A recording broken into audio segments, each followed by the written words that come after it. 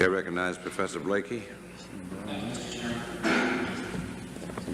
When the Zapruder film of the Kennedy assassination was made public, critics and people generally were fascinated by the sight of a man with a black umbrella standing just a few feet from the presidential limousine. It was a sunshiny day, so what was the purpose of anyone to have an umbrella in Dealey Plaza? Theories about the umbrella man, for the most part, attributed to him some sinister intent. At the very least, he was a signalman for the actual gunman, though one critic proposed the idea that a firing device concealed in the umbrella was the weapon used to assassinate the president. It also appeared curious that the umbrella man was one of the few spectators in Dealey Plaza who was not later identified. In fact, his identity has remained a secret to this day. When it studied all of the photographs taken in Dealey Plaza on November the 22nd, 1963, the committee discovered one taken by a life photographer in which the umbrella man can be seen from the front. It is moments after the president has been shot, and the man is sitting on a curb, his umbrella this time lying at his feet.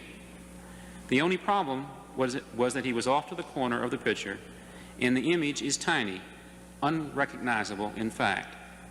Nevertheless, through photographic enhancement techniques, the committee was able to obtain a blow-up of the photo in which the umbrella man appeared clearly enough to be identified.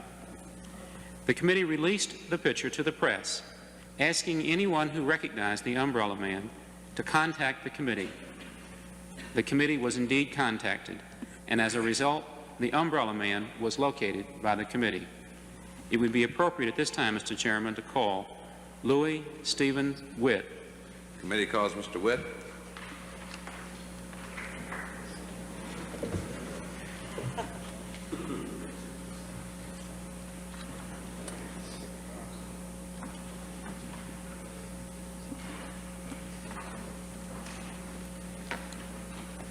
Please stand, raise your right hand, be sworn.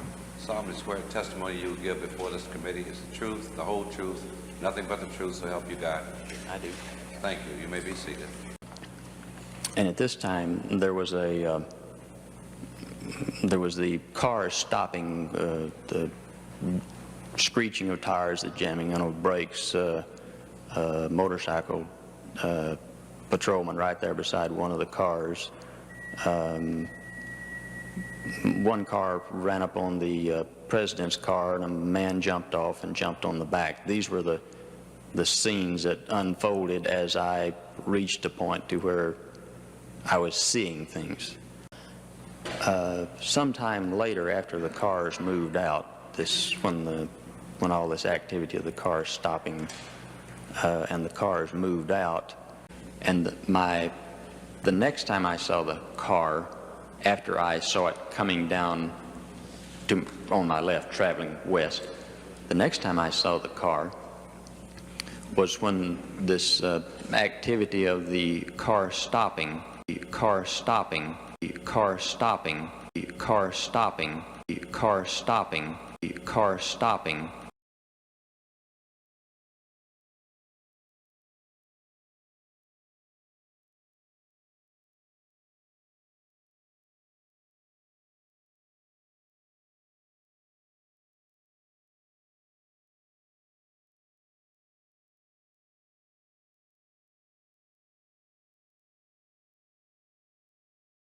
We'd just been down Main Street with people hanging out of the windows of we saw a limousine slow for a minute and lurch forward. A limousine slow for a minute, limousine slow for a minute, limousine slow for a minute.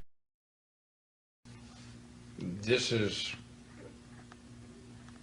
not to be shown publicly, but that guy slowed down. Maybe his orders was to slow down where the rest of the guys. This is Greer, the driver of the presidential limousine. Yeah, presidential limousine slowed down almost to a stop. That background, I'm going to jump to Dealey Plaza. I was on the White House press bus. We were on Houston. I was looking across the plaza when we heard the shots. I remember 3 shots.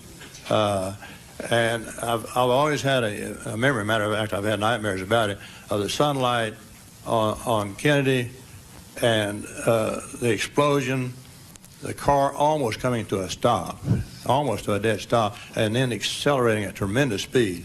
So I knew, his instinct, I knew that he had been shot, at least shot at. But what I couldn't really believe, as someone else mentioned, was the car had, after that first shot, had come practically to a stop. And later on, in looking back on, I said I could not believe how well-trained Secret Service people reacted so slowly. I would have expected that from ordinary human beings, but I expected that they would have reacted much quicker, because I've always felt in my mind that I knew the first shot missed. I had never wavered on that, and I see now that it's getting a lot of support. But I said that from day one, that the first shot missed. I've never changed my mind on that. I felt the second shot was not a mortal blow, so I felt that had there been proper reaction time, that the man might still be alive today. I said that the shots appeared to have come from behind me and to my right, and I did say seemed to. I didn't say they did come from that direction. And secondly, I had spoken to my friends just prior to the event, suggesting that the grassy knoll would be the perfect spot for an assassin. So I said it was somewhat like self-fulfilling prophecy, that when it happened, I naturally expected to have come from where I had predicted it would come from.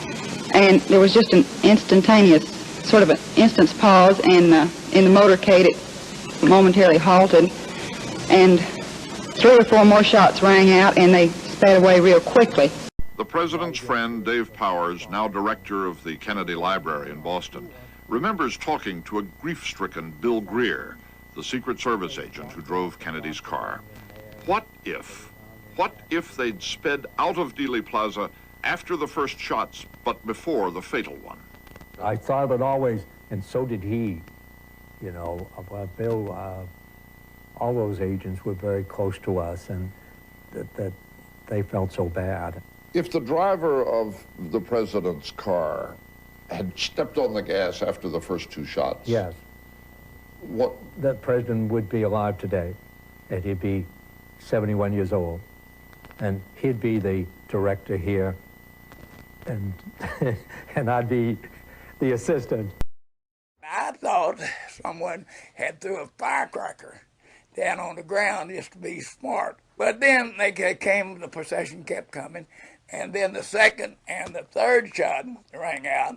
Well, I knew it was being shot at. I knew that was what was happening. The car got right beside me where I was at, and it actually stopped momentarily. And I heard Jackie Kennedy say, "Oh, God, no, no." And I heard John Connally say, "They're going to shoot us all." Summers then ran into the Secret Service agent who never was. There was a gentleman in a suit and a hat and tie, and he had a gun over his raincoat. I could only see the barrel of it. It was just, and he said, "Y'all better not come up here." And he wasn't only talking to me; it was other people running there. You can get shot.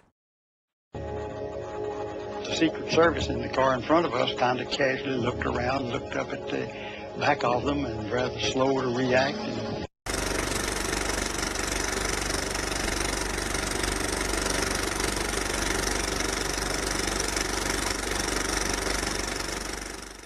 We heard the shots very clearly, but it was almost inconceivable at that stage that this was an assassination. For the car that the president was traveling came to an immediate stop,